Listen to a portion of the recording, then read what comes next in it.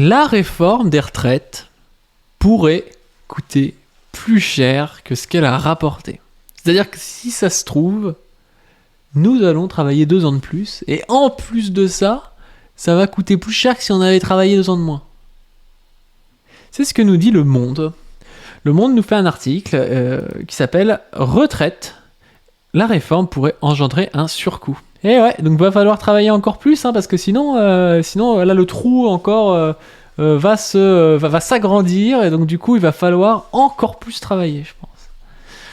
À l'horizon 2070, le montant des dépenses pour les pensions pourrait être plus élevé que 9,5 milliards d'euros par rapport à la situation où la loi serait restée inchangée, selon un avis publié jeudi 13 juillet par le comité de suivi des retraites.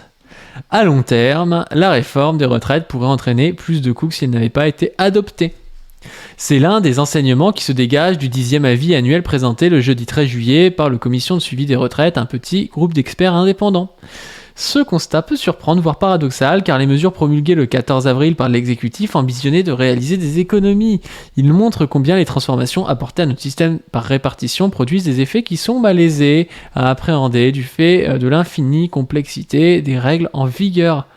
Zut alors, c'est vraiment gênant, vous allez devoir travailler plus, du coup encore, il faudrait peut-être passer à 66 ans, peut-être qu'on va compenser cette fois-ci enfin. Placé auprès de la première ministre, le comité de suivi des retraites a pour mission d'interpeller les pouvoirs publics si les régimes de pension pris dans leur globalité s'éloignent des objectifs que le législateur leur a fixés, pérennité financière, équité entre les générations. Le cas échéant, cette instance, aujourd'hui présidée par cet économiste Didier Blanchet, peut formuler des recommandations afin de corriger d'éventuelles dérives. Elle se fonde sur des données fournies dans les rapports du Conseil d'orientation des retraites, le dernier étant publié le 22 juin. Le comité de suivi des retraites rappelle que la loi du 14 avril a des impacts susceptibles de varier dans le temps. En 2030, elle permettrait de réduire les dépenses de retraite de 4,6 milliards d'euros, par comparaison avec la situation qu'il y aurait eu s'il n'y avait pas eu de changement. En revanche, cela pourrait s'inverser en 2070 avec une facture plus lourde, 9,5 milliards d'euros, que si les textes étaient restés identiques. Oh, je tombe des nues, c'est une réforme pourrie en fait. Oh, c'est vraiment dommage, C'est vraiment très très très dommage, Des pensions plus élevées. Comment expliquer une telle tendance ? La réforme soutenue par Emmanuel Macron et par le gouvernement d'Elisabeth Borne repousse de 62 à 64 ans l'âge de départ, tout en augmentant, pour certaines générations, le nombre de trimestres requis pour avoir droit à une pension à taux plein. Dans un premier temps, ces dispositions engendrent beaucoup d'économies parce que des personnes auraient dû être à la retraite et n'y sont pas. Comme d'hab, c'est des trucs qui sont vus à court terme.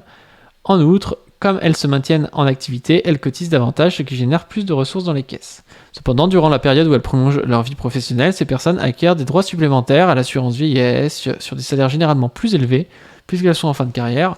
Et donc du coup, on ne voit pas la suite parce que je ne suis pas abonné au Monde, mais j'imagine qu'ils nous disent qu'ils vont toucher plus après, et que du coup, ça coûtera de l'argent.